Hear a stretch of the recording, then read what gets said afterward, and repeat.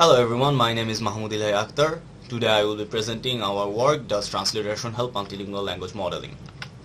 We have seen impressive advances in many NLP tasks in recent times. These advances have been primarily led by the availability of large representative corpora and improvement in architecture of large language models.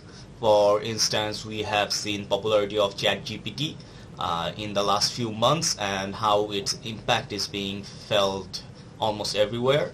While improving model architectures, training methods, regularization, etc. can help advance the state of NLP in general, when it comes to low-resource languages, these advances are not as prominent. Even though multilingual language models have proved some form of improvements, there are still two major open problems when it comes to low-resource language modeling. These are, as you can see, the resource disparity between low-resource languages and high-resource languages. For instance, Joshi et al.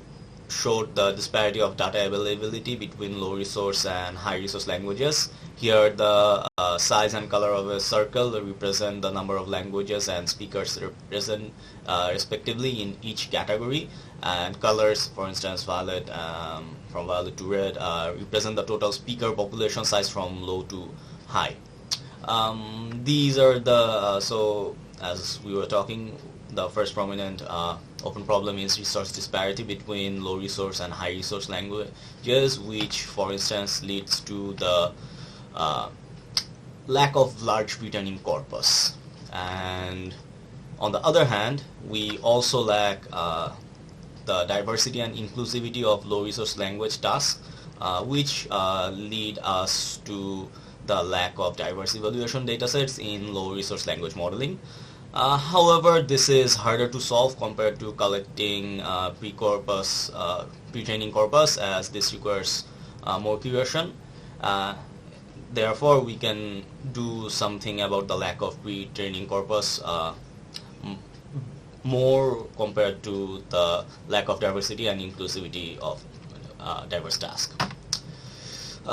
In addition, there are further obstacles for low-resource languages. Many low-resource languages use non-Latin writing scripts. As a result, they have poor lexical overlap with high-resource languages, so it becomes difficult to share knowledge from high-resource languages to low-resource languages.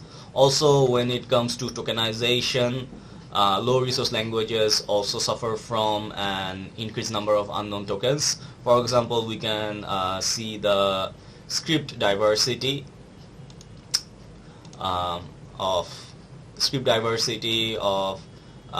South Asia. Even though all of these evolved from Brahmi script, we can see how diverse these scripts are. Nevertheless, there are two possible workarounds to these issues. One of them is graphing to phoneme methods, and the second one is transliteration methods. In this work, we have explored the transliteration method for languages in the Indo-Aryan and Dravidian language families. So let us see the potential benefit of transliteration.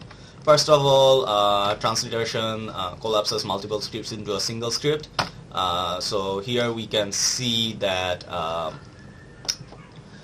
the word India, so this word means India, we can see that in 9 different texts, which after transliteration maps to a single representation or script, which is Bharata. Then transliteration also improves lexical overlap, because we can see this from another example. The word peace has the same Latin representation for 9 different languages. This has a further positive effect that is found that is this in practice reduces the number of tokens per word. So transliteration seems to work wonders. However, we know there is no free lunch, so therefore we wanted to see if transliteration indeed improved the performance of multilingual language models. If it did, then whether it was statistically significant or not, and finally whether the transliteration models learned better representation. From now on, we will refer to the transliteration model as Uniscript and the control model as Multiscript. So let's start with our results. From results, we can see that transliteration indeed reduces the number of tokens and improves tokenization quality. This is more prominent for low resource languages. For instance, if we are to see the average number of tokens per word, low resource languages have a much lower fertility score for the Uniscript model compared to the Multiscript model.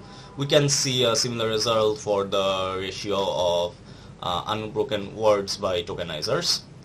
So for average number of tokens per words, lower is better. For this one, higher is better. Now in performance analysis of Uniscript and Multiscript models, we see that low resource languages have much better results for Uniscript models compared to Multiscript models here. On the other hand, transliteration does not hurt performance of models, as evident from some of the NER results shown in orange. Statistically, both models, statistically speaking, both models perform similarly for this task and languages. For example, as we of better improvement for low resource languages, in NER we can see that Punjabi and Gujarati, for Rambert, the improvement is 12.44 and 10.31 respectively. We can see similar trends for Albert model also, with Punjabi having an improvement of 8.73 and Gujarati improving 13.61 points. So on average, transliteration improves performance of multilingual language models. It improves the performance of low resource languages more compared to high resource languages, and it does not deteriorate the result of low resource languages. Finally, we show the results of whether Uniscript model learned better representation compared to Multiscript model. Here we use the Flores 1.1 dataset to get 100 parallel sentences. We then calculated the layer-wise average central kernel alignment score between language pairs. Here the main idea is the lines stay somewhat constant if the embeddings of different languages do not diverge much over the layers. We can see that this holds true for the Uniscript models. They start dipping from 11th layer.